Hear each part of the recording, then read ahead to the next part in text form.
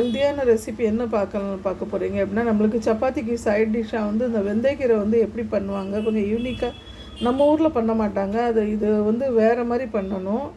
நம்ம ஊரில் வந்து வேறு மாதிரி பண்ணுவாங்க. ஆனால் இதில் வந்து நம்ம வேர்க்கடலை போட்டு எப்படி பண்ணணும் அப்படின்னு சொல்லிட்டு இந்த வெந்தயக்கீரை உங்கள்கிட்ட காட்டுறேன். இது ரொம்பவே சூப்பராக இருக்கும், ரொம்ப டேஸ்ட்டாக இருக்கும், ரொம்பவே நல்லாயிருக்கும்.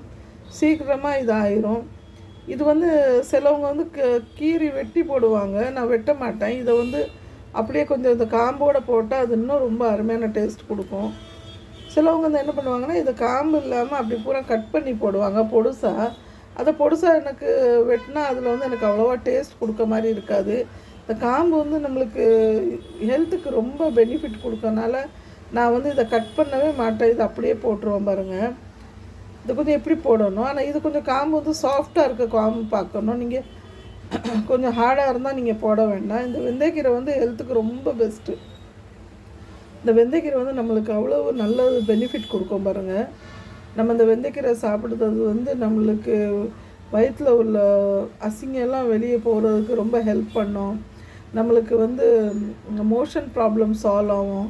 அது மாதிரி இந்த டெலிவரி ஆனவங்க, பேறுகால் ஆனவங்க வந்து குழந்தைக்கு பால் நிறைய இருக்கணும்னா கண்டிப்பாக அவங்க வந்து இதை சாப்பிடணும். அது வெந்தயக்கீரை சாப்பிட்றது அவ்வளோ ஒரு பெஸ்ட்டு. இதில் நம்ம போட போகிற வேறு ஒன்றுமே இல்லை. வெறும் வெங்காயம், பச்சை மிளகாய், அதை மாதிரி இது 2 தக்காளி எடுத்திருக்கேன், 2 வெங்காயம் எடுத்திருக்கேன். அதுப்போ நம்ம இது வேர்க்கடலை வந்து வறுத்து கொஞ்சம் வெள்ளைப்பூடு 2 அரிசி வெள்ளைப்பூடு போட்டு திரித்து வச்சுருக்கேன். நம்ம இதுதான் அதில் போட போகிறோம்.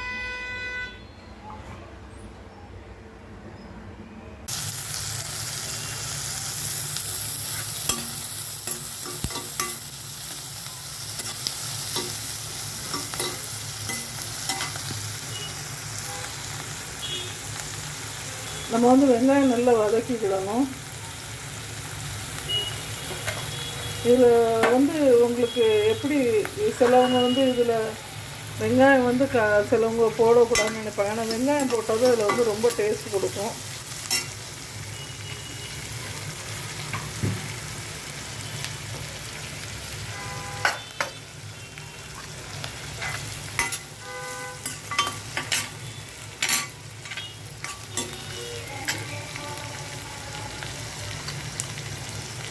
நான் இதில் வந்து பச்சை மிளகாய் வந்து கம்மியாக தான் போட்டிருக்கேன். இதில் கொஞ்சம் எனக்கு மிளகாப்பொடி பிடிக்கும், அதனால் நீங்கள் அதையும் கொஞ்சம் போட்டிங்கன்னா இன்னும் அருமையான டேஸ்ட் கொடுக்கும். கொஞ்சம் மஞ்சள் பொடி போடுங்க.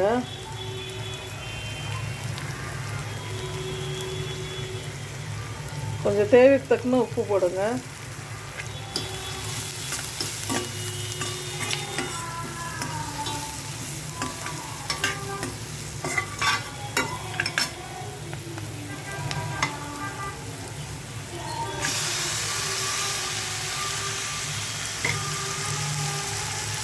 தக்காளி போடுங்க.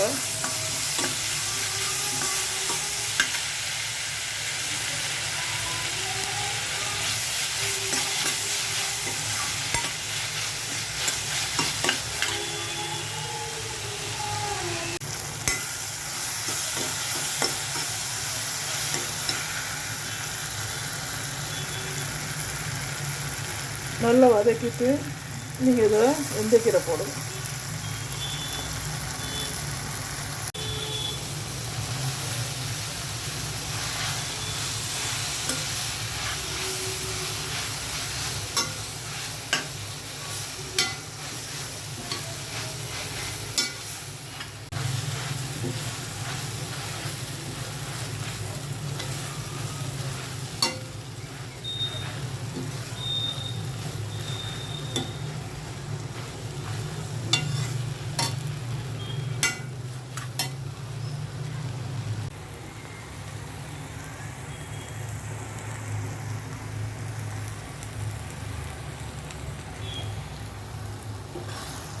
இதை வந்து நீங்கள் ரொம்ப வேக விட்டிங்கன்னா டேஸ்ட்டே இருக்காது. இது வந்து கொஞ்சம் பச்சையாக தான் இருக்கணும்.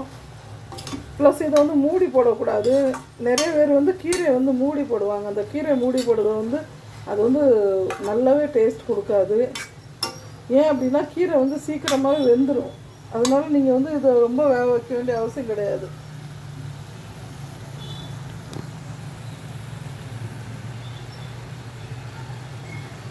ரொம்ப ஈஸியான ரெசிபி தான், ரொம்ப சீக்கிரமாக ஆயிரும் பாருங்கள்.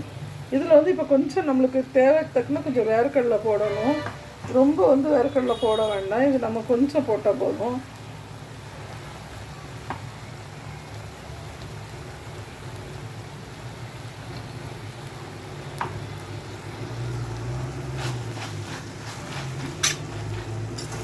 இதை கொஞ்சம் குறன்னு இருந்தால் இன்னும் ரொம்ப டேஸ்ட்டாக இருக்கும். நீங்கள் வந்து ரொம்ப வந்து கடலை போடக்கூடாது, கொஞ்சம் தான் பேருக்கு தான் போடணும். அது வந்து ஒரு அருமையான டேஸ்ட்டு கொடுக்கும். இன்றைக்கி ஒரு சூப்பரான சைட் டிஷ் பண்ணியிருக்கேன். சப்பாத்திக்கு ரொம்ப ஒரு அருமையான சைட் டிஷ். இது சாப்பிட்றதுக்கு அவ்வளோ ஒரு அருமையாக இருக்கும்.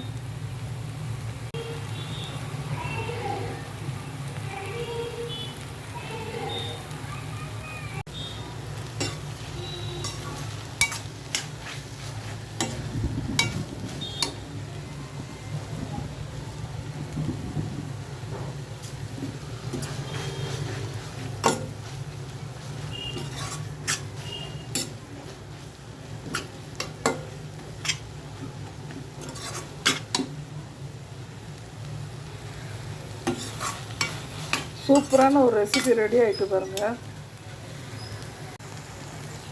சூப்பரான ஒரு ரெசிபி ரெடி ஆகிட்டு. இது ரொம்ப அருமையாக இருக்கும், டேஸ்ட்டும் நல்லாயிருக்கும், சாப்பாடுக்கும் நல்லாயிருக்கும், ஹெல்த்துக்கும் நல்லது. நீங்கள் குழந்தைகள் சாப்பிடலாம், எல்லாருமே நீங்கள் சாப்பிடுங்க.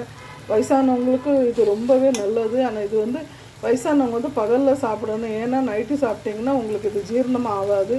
அதனால் குழந்தையா இருக்கட்டும், நீங்களாக இருக்கட்டும், எல்லாருமே இந்த வெந்தயக்கீரை வந்து பகலில் சாப்பிட்டு தான் பெஸ்ட்டு. நைட்டு சாப்பிட்டா வந்து அது ஜீரணமாக ஆகாது. என்னோடய சேனல் வந்து நீங்கள் சப்ஸ்கிரைப் பண்ணுங்கள், லைக் ஷேர் பண்ணுங்கள். உங்களுக்கு இதே மாதிரி நல்ல நல்ல ரெசிபிஸ் வரும்.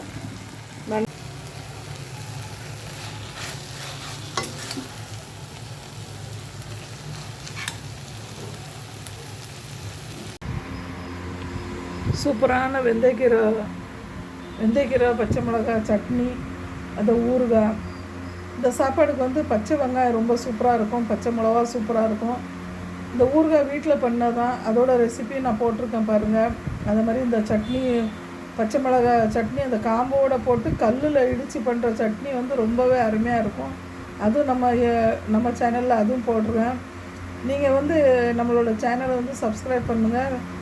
நீங்கள் இதனால என்னென்னா உங்களுக்கு நிறைய இப்போ யூனிக்கான சூப்பரான டிஷ் வந்து உங்களுக்கு ரொம்பவே டேஸ்டான டிஷ் எல்லாம் கிடைக்கும். நீங்கள் கண்டிப்பாக இதில் பாருங்கள்.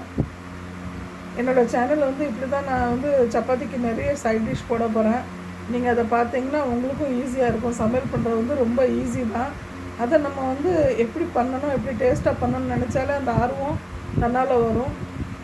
என்னோடய சேனல் வந்து நீங்கள் சப்ஸ்கிரைப் பண்ணுங்கள், லைக் ஷேர் பண்ணுங்கள். நன்றி, வணக்கம்.